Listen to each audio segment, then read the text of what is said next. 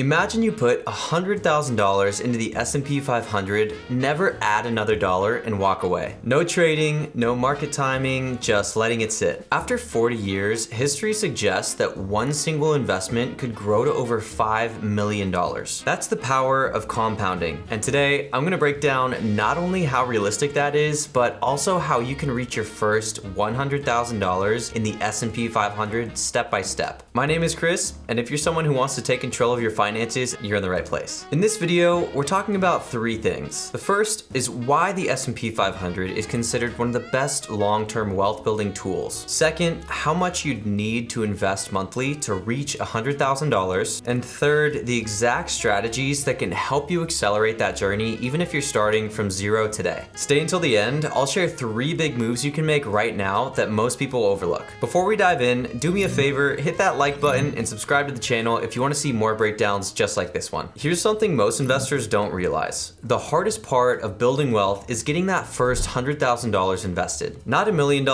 not even $500,000, just $100,000. Because once you hit that milestone, compounding starts doing all the heavy lifting for you. Compounding means that your returns generate even more returns. Think of it as your money working to earn its own paycheck. Historically, the S&P 500 and index tracking 500 of the largest US companies has delivered about 10% per year on average, including dividends. Of course, some years are better and some are worse. But if you zoom out over decades, the math gets powerful. Put in $100,000, let it ride, and after 10 years, it could grow to around $260,000. After 20 years, roughly $720,000. After 30, close to $2 million.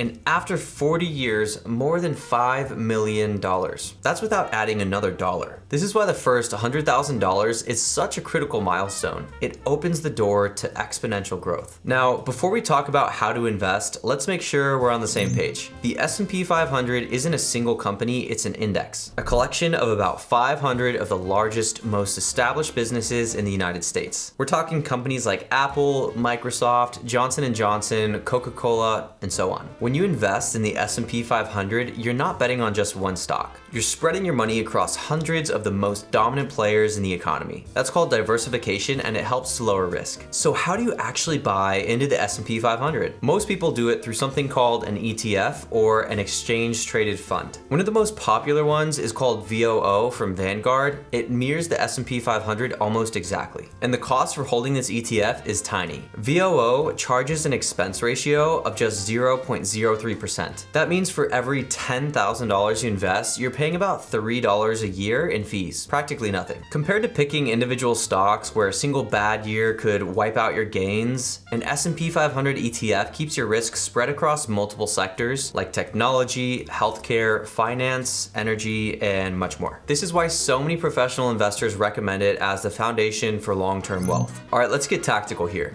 The big question is, how much should you be investing every single month if your goal is to reach $100,000? Let's run some numbers assuming an average return of about 10% a year. If you put in $100 a month, you'd hit $100,000 in about 23 years. If you bump that up to $200 a month, you'd get there in around 17 years. At $400 a month, it takes closer to 12 years. $800 a month, you're looking at 8 years. And if you're able to put in $1,000 a month, you'd hit $100,000 in about 6.5 years. So the trade-off is simple. The more you can contribute early, the faster you reach that tipping point where compounding takes over. Here's the takeaway. $100,000 isn't about luck, it's math. And once you see the math, it's easier to understand the urgency of starting now. So if the path is this clear, why don't more people actually reach $100,000? Two reasons. Lack of discipline and lifestyle creep. Discipline means sticking to your plan month after month, even when markets are down. That's difficult because fear and headlines get in the way. Lifestyle creep happens when you make more money but immediately spend more instead of investing. You get a raise and suddenly there's a new car payment or a bigger apartment.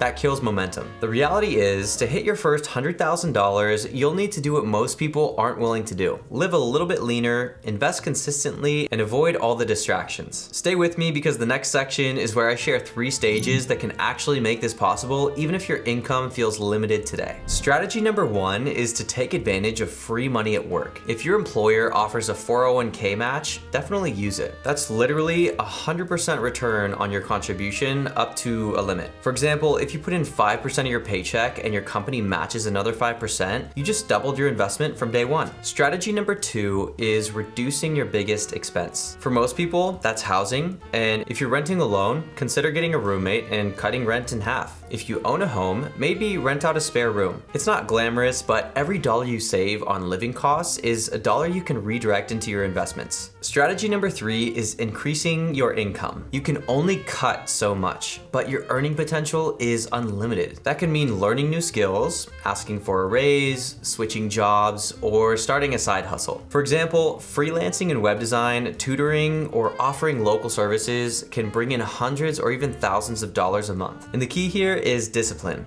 Every extra dollar from these moves needs to go straight into your investments, not into lifestyle upgrades, and that's how you really build momentum fast. Of course, if you have any high interest debt, it's good to pay that off before investing because a 20 or 30% fee on credit cards is gonna beat that 8 to 10% you're getting back from the market. So let me ask you this, what's the number one thing holding you back from investing more every single month? Is it housing, an expensive car payment, maybe going out to eat? Drop it in the comments and I'll try to reply to as many as I can. You might be wondering, what happens if I start investing and the market crashes? That's a very fair concern because downturns are part of the game. The market has gone through the Great Depression in the 1930s, the dot-com crash in the early 2000s, and the global financial crisis in 2008. More recently, we saw the sell-off in 2020. In every single case, the market eventually recovered and went on to reach new highs. The key insight is this: downturns are temporary, but growth over the long term has been permanent. Investors who panicked and sold often locked in those losses. But those who stayed the course, or even better yet, kept adding to their positions, they came out ahead because they were buying more shares when prices were discounted. This is where dollar cost averaging becomes such a powerful tool. Dollar cost averaging simply means investing a fixed amount on a consistent schedule no matter what the market is doing. Sometimes you'll buy at a higher price, sometimes at a lower price, but over time, it balances out. More importantly, it removes the stress of trying to predict the perfect entry point, which even professional investors struggle to do. So when the headlines scream recession, instead of pulling back, think of it as an opportunity to accumulate shares at a discount. That doesn't mean dumping all of your money in at once, but it does mean sticking to your plan and letting consistency win. And here's the reality: the people who build the most wealth are not the ones who get the timing perfect, they're the ones who stay invested the longest. So here's the bottom line. Hitting your first $100,000 invested in the S&P 500 is achievable. It requires discipline, smart use of your income, and consistency. Once you hit that milestone, compounding takes over and the path to long-term wealth becomes much smoother. If you found this video helpful, hit that like button, subscribe to the channel for more deep dives on building wealth. My name is Chris. Thank you guys so much for watching, and I'll see you in the next one.